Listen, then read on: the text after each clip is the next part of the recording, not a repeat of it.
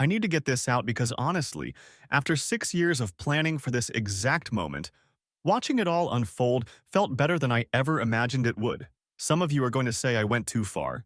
Others will probably say I didn't go far enough. But here's the thing. When your own family spends over a decade treating you like garbage, you don't just forget. You don't move on. You prepare.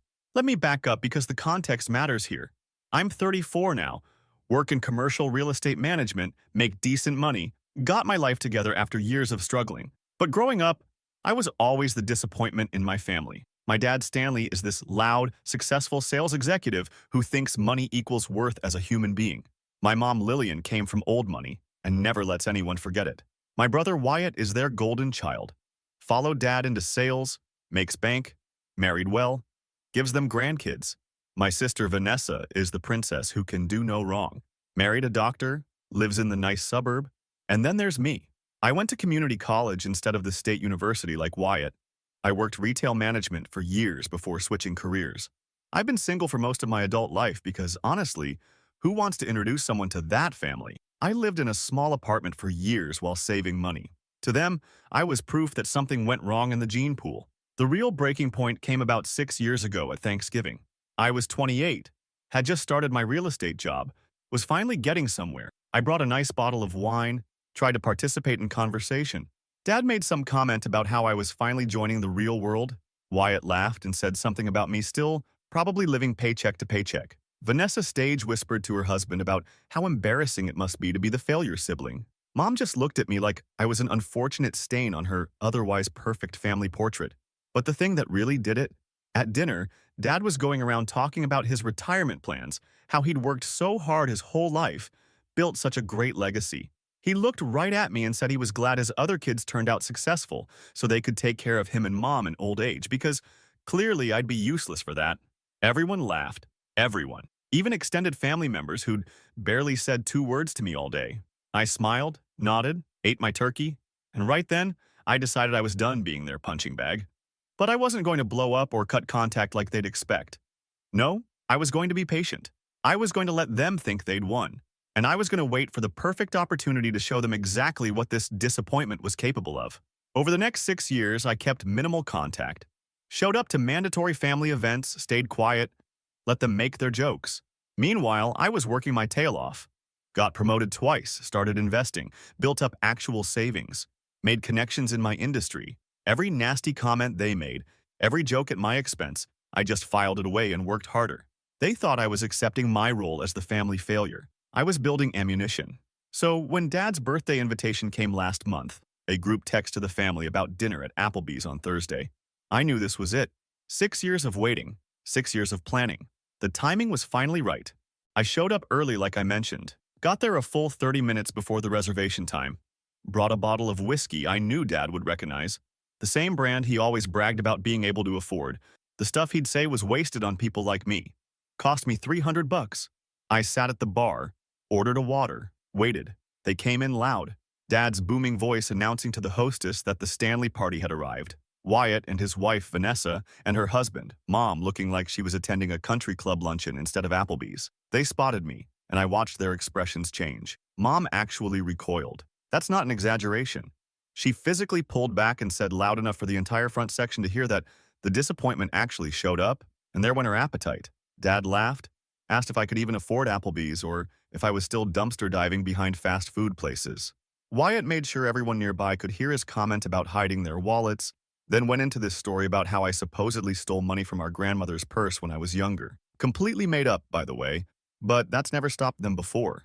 Vanessa loudly stage whispered to her husband about my living situation, asking if I still lived in that terrible apartment building, saying she'd seen something on social media about eviction notices there. Never mind that I haven't lived in an apartment for 2 years now. We sat down. The server came over, this young kid probably working his way through college. Dad looked at him and announced, again, loud enough for surrounding tables to hear, that the failure's water needed to go on a separate check because he didn't want me contaminating their real family dinner. Everyone roared. Other diners were staring. Some looked uncomfortable. Others seemed amused by the dinner theater. I'd spent 6 years preparing for some version of this moment. I knew they'd never change. I knew they'd never see me as anything but their personal punching bag. And I knew that I'd positioned myself exactly where I needed to be to make them regret every single joke, every single insult, every single time they'd made me feel worthless.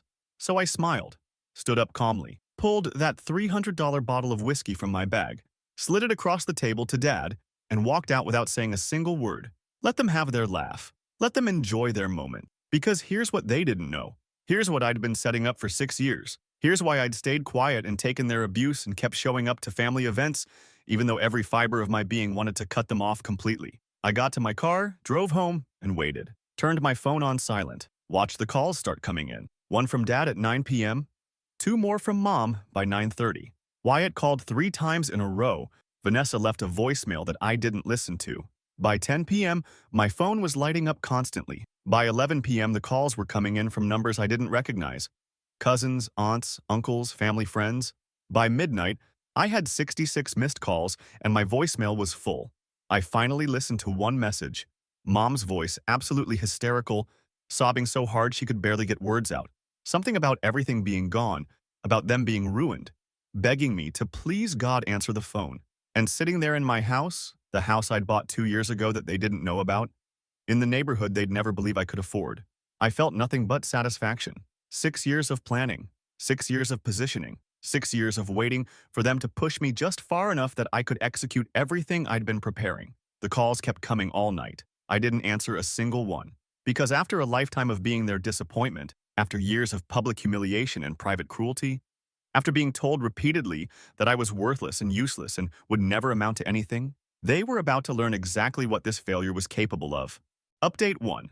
Okay, so the comments on my last post have been wild. Some of you are calling me a hero. Others are saying I'm being dramatic and should just tell you what I did already. Trust me, I'm getting there. But if you want the full picture of just how satisfying this revenge has been after 6 years of planning, you need to understand how Friday morning went down. I woke up to 89 missed calls. 89. My phone was so hot from constantly vibrating overnight that I thought the battery might explode.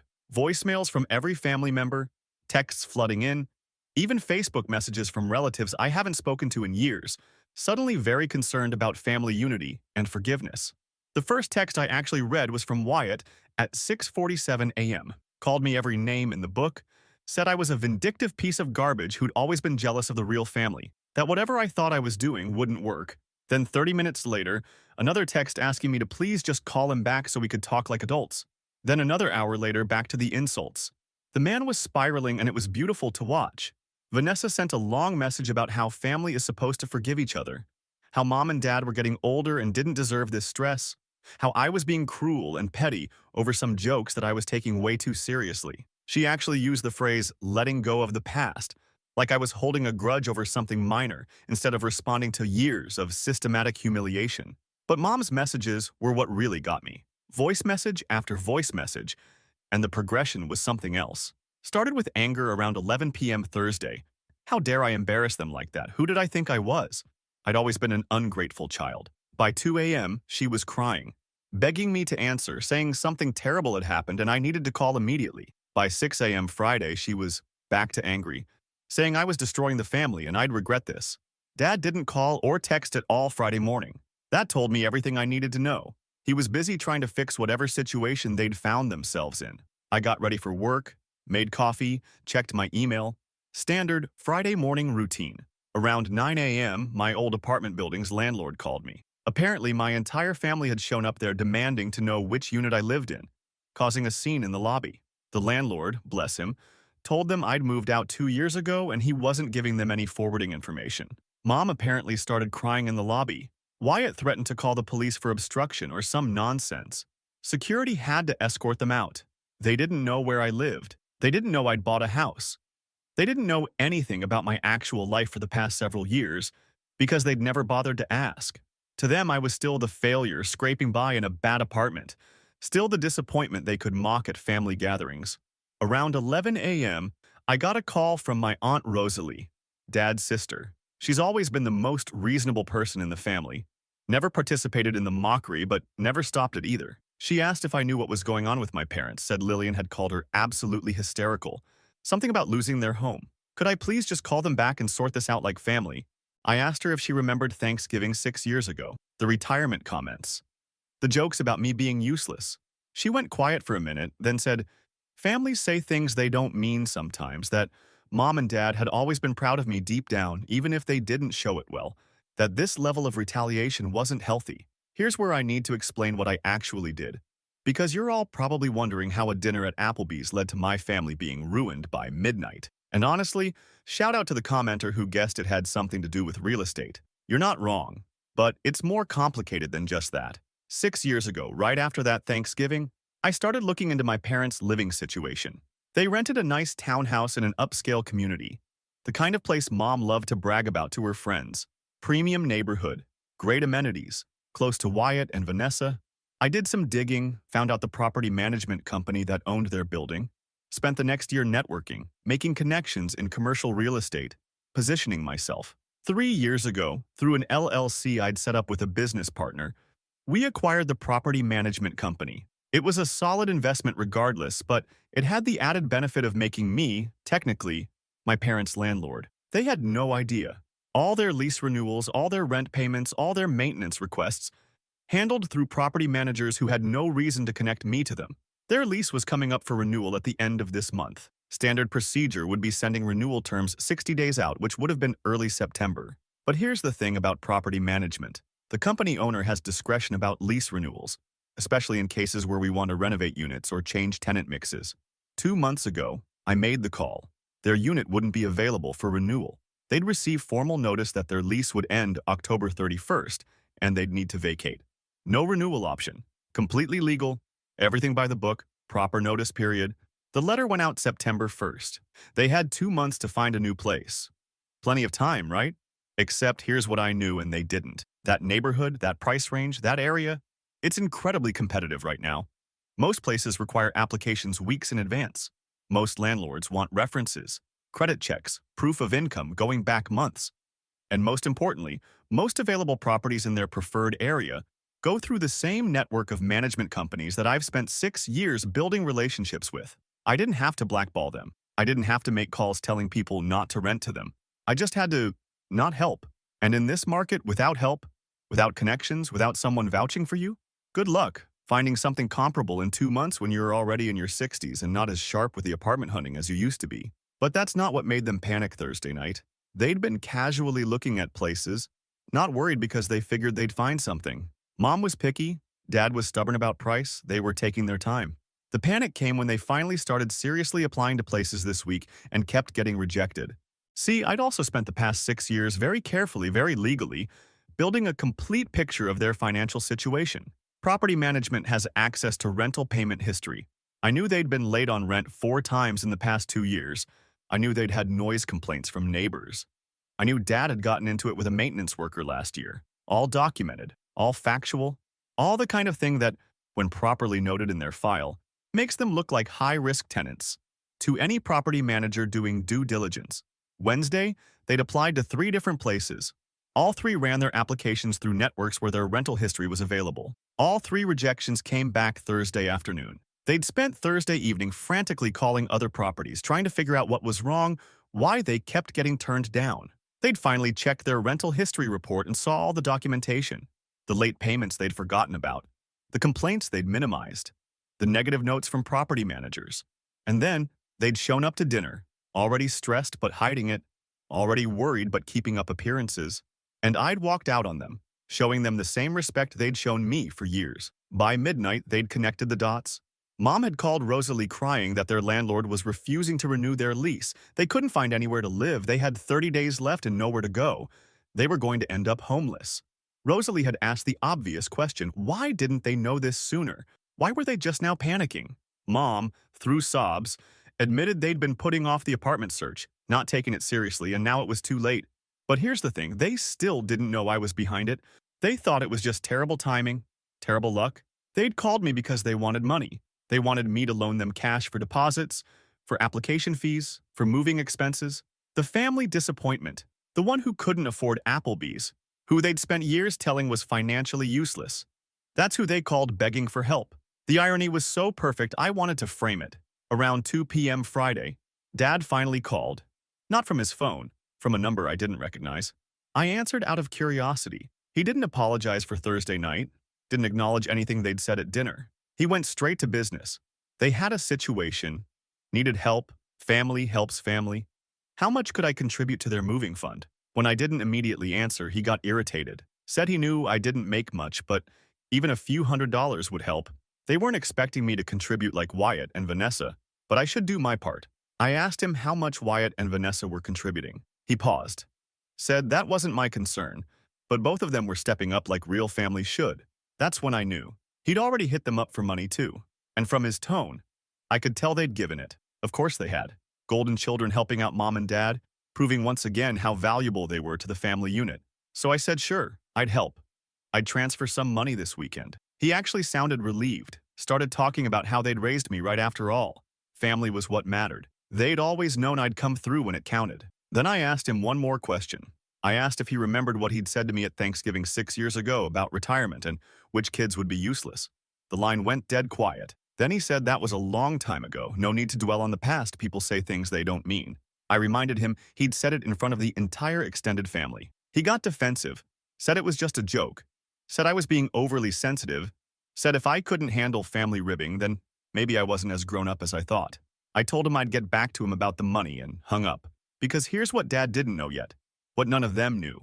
The property situation was just phase 1, and phase 2 was already in motion. Wyatt called me 3 times Friday afternoon, left messages saying I needed to stop being childish, that mom and dad needed help, that this was bigger than old grudges. His last message had this edge to it though, this nervousness that hadn't been there before. He said we all needed to stick together right now, that some things were bigger than family drama. That's when I realized something else had happened, something beyond the housing situation. And from the panic in Wyatt's voice, it involved him directly. Turns out, I wasn't the only one who'd been doing research and making connections over the past 6 years. And Wyatt, successful golden child Wyatt, had made some very interesting professional decisions that were about to become very relevant. But that's a story for the next update. Let's just say Friday night got a lot more complicated than just my parents' housing crisis. Update 2. All right, buckle up, because this weekend went completely sideways in ways I'd been planning for but didn't expect to hit all at once. And to the commenter who said, my family would just band together and come after me. You were half right. They tried. It's just that when people panic, they don't always make smart decisions. Saturday morning started with Vanessa showing up at my old apartment building. The landlord called me again, said my sister was in the lobby, demanding my new address, threatening legal action if he didn't provide it, claiming it was a family emergency. He told her the same thing he told everyone else. I'd moved. He had no forwarding information. She needed to leave. She apparently sat in her car outside for 2 hours like that would make me magically appear. Meanwhile, my phone was still blowing up. Mom sent a text at 7 a.m. saying they'd found a place that would accept them, but needed first month last month, and security deposit by Monday or they'd lose it. She needed me to send money today. Not asked, needed. Like it was my obligation. The amount she mentioned was over $5,000. I didn't respond. Dad called from Wyatt's phone around 9 a.m. When I answered, it was actually Wyatt on the line. He didn't start with the housing crisis, though. He went straight to asking me what I'd been telling people about him, what connections I'd been talking to, what I thought I knew about his business. That's when I realized he'd figured it out, or at least he'd figured out part of it. See, here's what I haven't mentioned yet about golden child Wyatt. He works in commercial sales, makes great money, has this huge network of clients and connections. He's always been Dad's favorite because he followed the same career path, had the same aggressive sales mentality, closed big deals. And for the past 4 years, a lot of Wyatt's biggest deals have come through referrals from Dad's old contacts, including property development companies.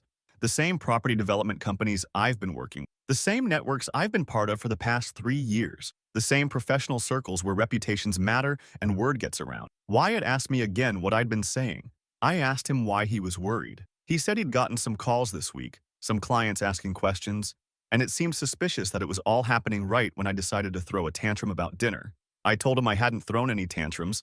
I'd simply left a family gathering where I was being publicly humiliated. He said that was typical of me, always playing the victim, always too sensitive to handle normal family dynamics. Normal family dynamics. Those were his actual words. Like spending decades being the family punching bag was just normal behavior I should have accepted. I asked him if he remembered the grandmother's purse story he told at Applebee's, the one about me supposedly stealing money when I was younger. He laughed, said it was just a joke. Everyone knew it was a joke. Why was I being so dramatic about it? I asked him how many of his clients had heard that joke over the years, how many professional contacts Dad had told similar stories to, how many times my reputation had been trashed in rooms I wasn't even in. He got quiet. Then he said that was different, that was family stuff. It didn't affect my career because I wasn't in their industry anyway. I asked him if he was sure about that. He hung up. Here's what Wyatt didn't know. I'd spent the past 2 years very carefully, very professionally, correcting those stories. Not in a dramatic way, not by calling people out or making accusations, just by existing in the same professional spaces, by building my own reputation, by letting people see that the family disappointment story didn't match the competent real estate professional in front of them, by having colleagues and contacts who could vouch for me, by being so consistently reliable and knowledgeable that when those old stories came up, people questioned them. And when you work in interconnected industries, when your brother's biggest clients are also companies you've built relationships with, when your father's old contacts are now your current contacts, well, reputations are funny things. They can be built up and they can be torn down. And sometimes all it takes is people starting to ask questions about whose version of events they should believe. I hadn't told anyone Wyatt was a liar. I hadn't badmouthed him to clients. I just stopped covering for him, stopped letting the family narrative go unchallenged. And in some cases, when business contacts mentioned they were working with my brother and made assumptions based on family stories they'd heard, I'd simply corrected the record about my own life and career. Funny how that made people reconsider other things they'd been told. Around noon, Vanessa finally got my number from someone, I'm guessing an old mutual contact from years ago, and called me directly. She didn't yell. She was using her calm, reasonable voice, the one she uses when she wants something. She said we needed to talk face to face. This had gone far enough. We were adults and could work this out. I told her I was available to talk. She said she'd come to me. I gave her my address. The silence on the line was pretty satisfying. Then she asked if I was serious, if I really lived in that neighborhood. I said I'd been there for 2 years. She asked how I could afford it. I told her I had a good job and made decent money. She said, but you work in real estate management. That's not exactly lucrative. I explained that actually, when you're a partner in a property management company, it can be quite lucrative. Another long silence. Then she asked when I became a partner. I told her 3 years ago. She said, why didn't you ever mention that at family gatherings? I asked her when anyone at family gatherings had asked me a single question about my actual life instead of making assumptions based on decade-old information. She showed up at my house an hour later, pulled up in her luxury SUV, took in the neighborhood, the house, the fact that I clearly wasn't living in some moldy basement apartment like she'd announced to the entire restaurant. She looked confused, like the reality in front of her didn't match the story she'd been telling herself for years. We sat in my living room. She started with the approach she'd probably planned in the car. Family therapy voice, lots of I feel statements, talking about how we'd all said things we didn't mean, how everyone was stressed, how we needed to come together right now because Mom and Dad really needed help. She said they weren't asking for charity, just temporary support from their children during a difficult transition. I asked her if she knew why their lease wasn't being renewed. She said the landlord was being unreasonable, probably wanted to renovate and charge more rent. I asked if she knew about their rental history, the late payments, the complaints, the documentation. She looked uncomfortable, said everyone falls behind sometimes. That didn't make them bad people. I agreed. It didn't make them bad people. It just made them risky tenants that property managers didn't want to take a chance on. And in a competitive market with limited inventory, landlords could afford to be picky. She asked what I wanted her to say. That our parents weren't perfect? Fine, they weren't perfect. They'd made mistakes. But they were still our parents. And family took care of family. She said she and her husband were contributing $6,000. Wyatt and his wife were putting in $8,000. All I had to do was contribute something reasonable, and they'd have enough for the deposit on a new place.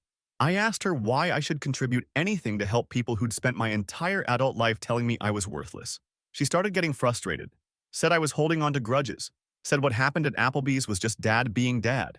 It was how he joked with everyone. I asked if he joked with Wyatt that way, if he told Vanessa she was a disappointment in front of strangers, if he put their drinks on separate checks and announced they were contaminating the family. She said that was different. I was more sensitive. I'd always taken things too personally. The family had learned to adjust their humor around me, but sometimes they forgot and I overreacted. I asked her to leave. She didn't. She started crying instead. Said I didn't understand how bad things were. Mom and Dad had less than 4 weeks to move. They were terrified. Dad's pride was destroyed. Mom couldn't sleep. Wyatt was stressed because his business was apparently having issues she didn't fully understand. Her own marriage was tense because her husband was questioning why they were throwing thousands of dollars at her parents when they were saving for their kids' college funds. The whole family was falling apart, and I was sitting in my nice house acting like none of it was my problem. I told her it wasn't my problem. I told her they'd made me understand for 34 years that I wasn't really part of the family, that I was the disappointment, the failure, the one who didn't measure up. I told her they'd gotten what they wanted, me out of their lives. Now they could handle their crisis without the family disappointment's contamination. She called me cruel. She said I was being vindictive and petty. She said this wasn't the person she thought I was. I asked her who she thought I was because, based on what she'd said about me at Applebee's and at countless family gatherings before that, she'd never thought much of me at all. She left, slammed my door on her way out. Sunday morning, Mom showed up. I don't know how she got my address, probably from Vanessa, but there she was on my doorstep at 8 a.m., looking like she'd aged 5 years in 3 days. She asked if we could please talk. I let her in because, honestly, I'd been waiting for this conversation for 6 years. She sat on my couch and looked around my house like she was seeing evidence of an alternate reality. She kept commenting on things: the furniture, the size of the rooms, the neighborhood visible through the windows. She said she had no idea I was doing so well. I told her she'd never asked. She said that wasn't fair. She'd always cared about me. I was her son. She loved me. I asked her when she'd last shown that. She started crying, said she knew she and Dad had been hard on me, but it came from wanting me to be successful, wanting me to reach my potential. They'd been tough because they thought I needed pushing. I asked her if humiliating me in public was pushing, if letting the rest of the family treat me like a joke was motivation, if telling extended family members that I was the failure child was encouragement. She said I was taking things out of context. She said yes, they'd made jokes, but that was just family culture. Everyone gave each other a hard time. I pointed out that I'd sat through hundreds of family gatherings and never once heard her make fun of Wyatt's career or Vanessa's life choices. Never once heard Dad put their drinks on separate checks or compare them to dumpster divers. She said that was because Wyatt and Vanessa didn't need that kind of motivation. They were self-starters. I'd always been more sensitive, needed more structure. She and Dad had been trying to help in their own way. I told her their help had made me spend 6 years planning this exact moment. She looked confused, asked what I meant by planning. I explained that I'd known for years this was coming, the lease not being renewed, the difficulty finding a new place, the family panic and the desperate calls for money. I'd positioned myself to make sure it happened exactly this way. She said that was impossible. How could I have planned their lease situation? I told her I couldn't share business details, but suggested she look up who owned the property management company that handled her building. She pulled out her phone right there, started searching. I watched her face change as she found the LLC, found the ownership structure, found my name. She asked if I was telling her I was their landlord. I said technically, yes. She asked if I'd refused to renew their lease on purpose.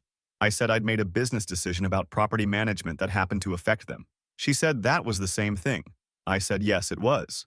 She started yelling then, said I was destroying the family over hurt feelings, said I was being cruel and vindictive, said what kind of son did this to his own parents. I asked her what kind of parents spent decades making their son feel worthless. She said they'd never meant it that way. Everything they'd done was out of love. I asked her if she loved me Thursday night at Applebee's, if that was love when she said my presence ruined her appetite. She couldn't answer that. She just sat there crying, saying this wasn't who we were as a family. We could fix this. We just needed to talk. I told her we'd talked plenty over the years. Every conversation where they'd dismissed my career, my choices, my life. Every family gathering where I'd been the punchline. Every time I'd tried to connect and been shown I wasn't worth their respect. She asked me what I wanted. An apology? Money? For them to admit they were wrong? She said she'd do whatever it took, just please help them. And here's the thing. 6 years ago, maybe that would have worked. Maybe if they'd apologized back then, if they'd shown any awareness of what they'd been doing, I might have let it go. But they hadn't. They'd kept going, kept making jokes, kept treating me like the family embarrassment right up until the moment they needed something from me. I told her I wanted them to understand what it felt like to be helpless while people who were supposed to care about you watched and did nothing. She said that wasn't the same thing at all. I said it was close enough. She left crying, and honestly, I felt nothing. No guilt, no satisfaction. Just a cold sense that I'd waited 6 years for this and now it was happening exactly as planned. But here's where things get complicated. Because Sunday afternoon, Wyatt called again. Not panicking this time, angry. He said we needed to meet face-to-face Monday morning at the diner on Maple Street. He said if I didn't show up, he'd make things very difficult for me professionally. Said he had connections too, and he wasn't going to let me destroy the family without consequences. So that's where I'm headed tomorrow morning. And honestly, I'm looking forward to it. Because Wyatt's about to learn that the business issues he mentioned, they're just getting started. Final update. Monday morning at the diner. I got there 15 minutes early, ordered coffee, sat in a booth where I could see the entrance. Wyatt showed up exactly on time, looking like he hadn't slept much. The golden child who'd always had everything figured out now had circles under his eyes and tension in his jaw.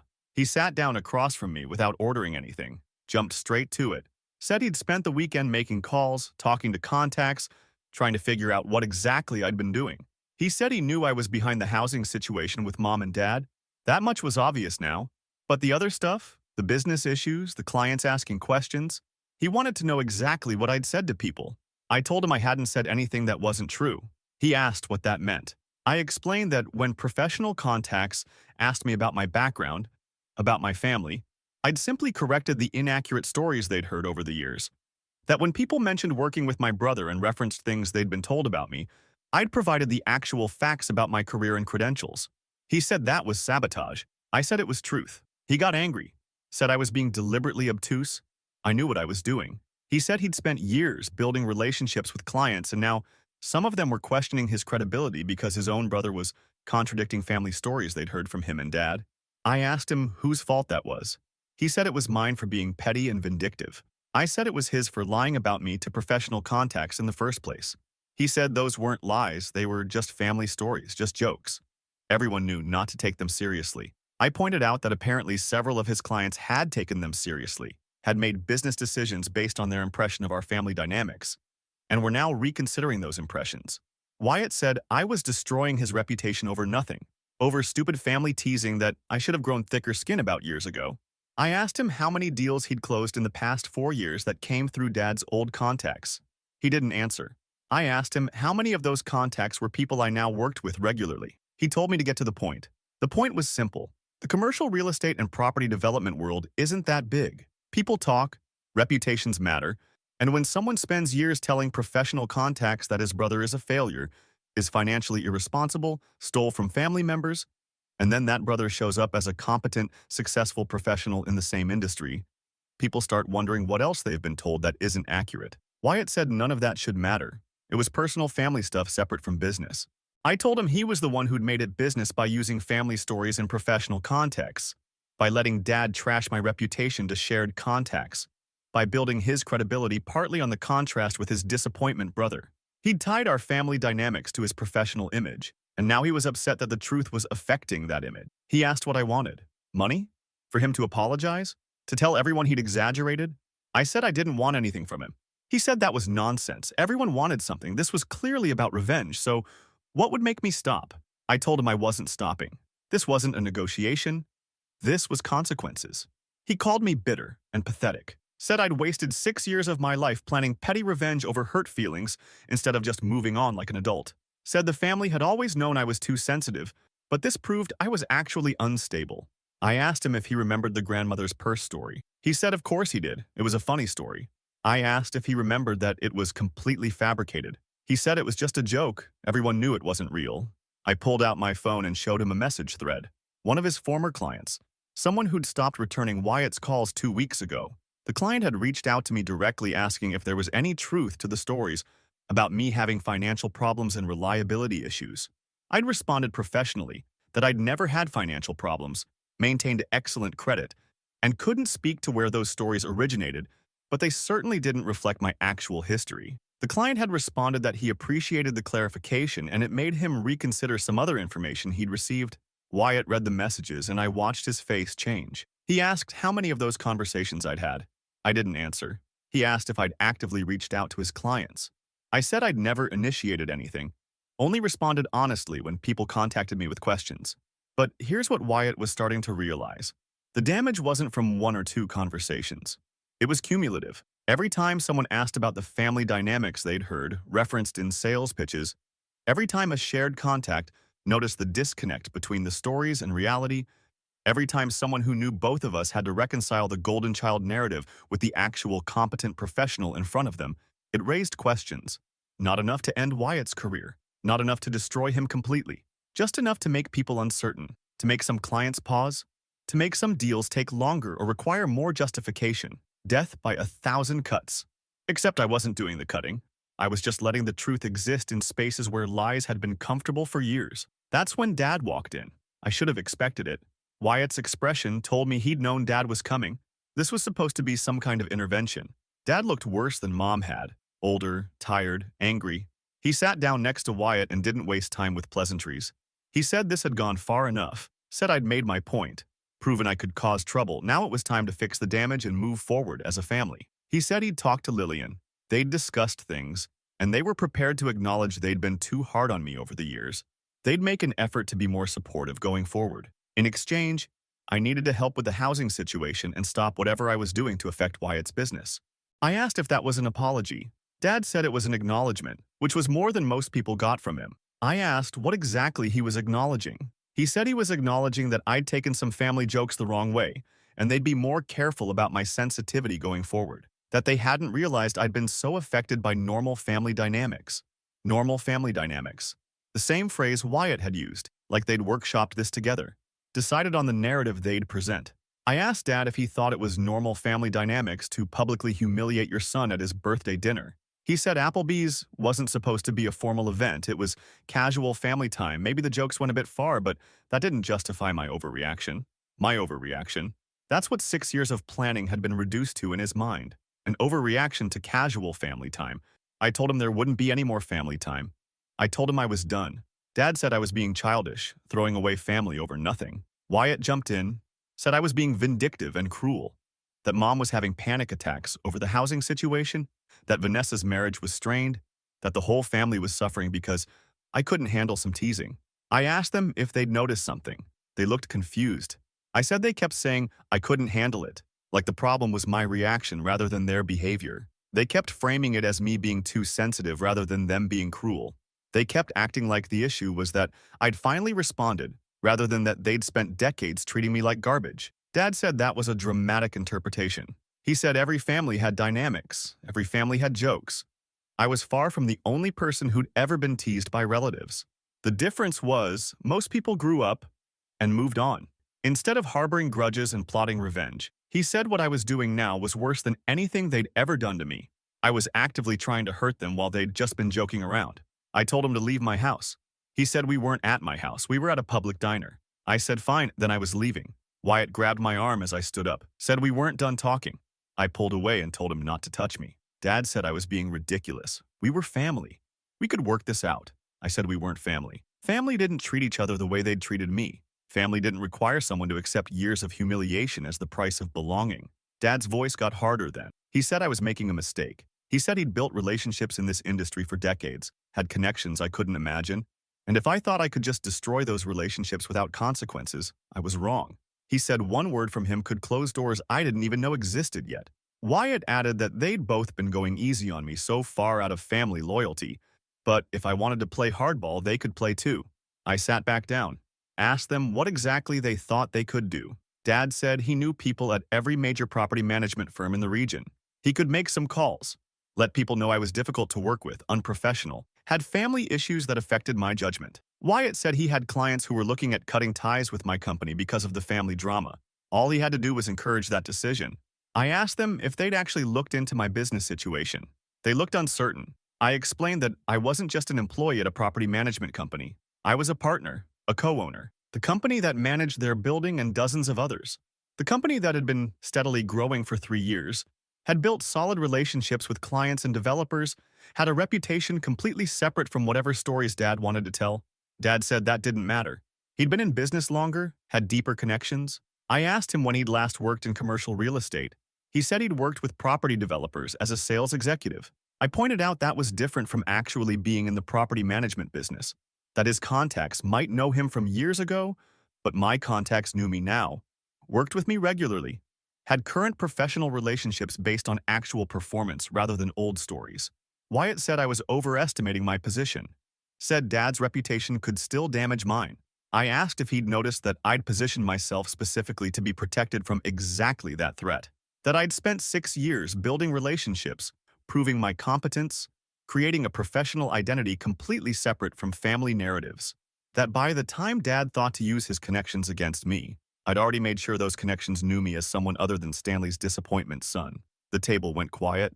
I could see them processing it, realizing that I'd been planning this far longer and far more carefully than they'd understood. Dad asked why I'd done this. Why I'd spent so much time and energy on revenge instead of just cutting contact if I was so unhappy. I told him I'd done it because cutting contact would have let them keep their narrative, would have let them tell everyone their son was unstable and bitter, would have let them frame it as me being unable to handle family dynamics. This way, they had to face what they'd actually done. They had to experience being helpless while people who were supposed to care about them refused to help. They had to understand what it felt like to have their lives disrupted, their stability threatened, their reputations questioned in professional spaces. They had to live with consequences. Dad said I was sick, that something was wrong with me to put this much effort into hurting my own family. Wyatt said I'd always been the problem child, always too sensitive, always causing drama, and this proved it. I asked them if they'd learned anything. They didn't answer. I asked if they understood yet why what they'd done was wrong. Dad said what they'd done was normal family behavior that I'd blown out of proportion because I was mentally unstable. I left the diner. They followed me to the parking lot, both of them yelling now. Dad saying I was destroying the family. Wyatt saying I was going to regret this. Other people were staring. It was almost funny. They were so worried about my overreaction, but they were the ones making a scene in a public parking lot. I drove home, blocked both their numbers. They could reach out through lawyers if they needed to communicate about the lease situation, but I was done with direct conversation. That was Monday. By Wednesday, I'd heard through Aunt Rosalie that my parents still hadn't found a place that would accept them. They had 2.5 weeks left on their lease. Wyatt had apparently loaned them more money, but deposits didn't matter if no one would rent to them. Vanessa had stopped contributing after her husband put his foot down about throwing more money at an unsolvable problem. Thursday morning, I got an email from my business partner. 3 of Wyatt's clients had reached out asking about doing business with our company instead. They'd heard we were professional, reliable, and run by people with integrity. My partner wanted to know what I wanted to do with those leads. I told him to treat them like any other potential clients. If they were a good fit for us, we'd work with them. If not, we'd decline professionally. I haven't spoken to my family since Monday. Don't plan to. Aunt Rosalie keeps trying to mediate, keeps saying family needs to forgive. But I'm not interested in forgiveness. I'm interested in consequences, in people understanding that actions have outcomes, in spending 34 years being treated like garbage having some kind of response beyond just accepting it forever. Some of you will say I went too far, that I should have been the bigger person. That family is family, and you should forgive. But here's the thing. For years, I was the bigger person. I showed up, I tried. I took the jokes and the insults and the public humiliation, and it never got better. It never changed. They never saw me as anything but the family disappointment. So I stopped trying to change their minds and started changing the situation. I spent 6 years positioning myself so that when they finally pushed me too far, I'd have the resources and connections to push back. Not illegally, not through some dramatic revenge plot, just through the same kind of professional networking and reputation management that they'd used against me for years. They taught me that in their world, reputation was everything, that connections mattered, that professional image could open or close doors. I learned the lesson. I just applied it better than they expected. Last I heard, Mom and Dad are looking at apartments an hour outside the city. Smaller, older, much cheaper. The kind of place Mom would have called beneath her 6 months ago. Wyatt's business is stable but stalled. No major losses, but the growth he'd been counting on isn't happening. Vanessa's avoiding family gatherings entirely. Her husband apparently told her he's done subsidizing her parents' lifestyle choices. And me? I'm living in my house in the nice neighborhood, running my successful business, building relationships with clients who respect me. Not because I'm Stanley's son, not despite being the family disappointment, just because I'm good at what I do. That bottle of whiskey they laughed about at Applebee's?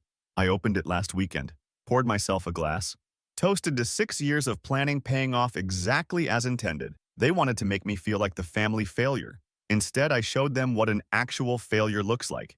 And it's them, scrambling to figure out how their disappointment son ended up holding all the cards they thought they had.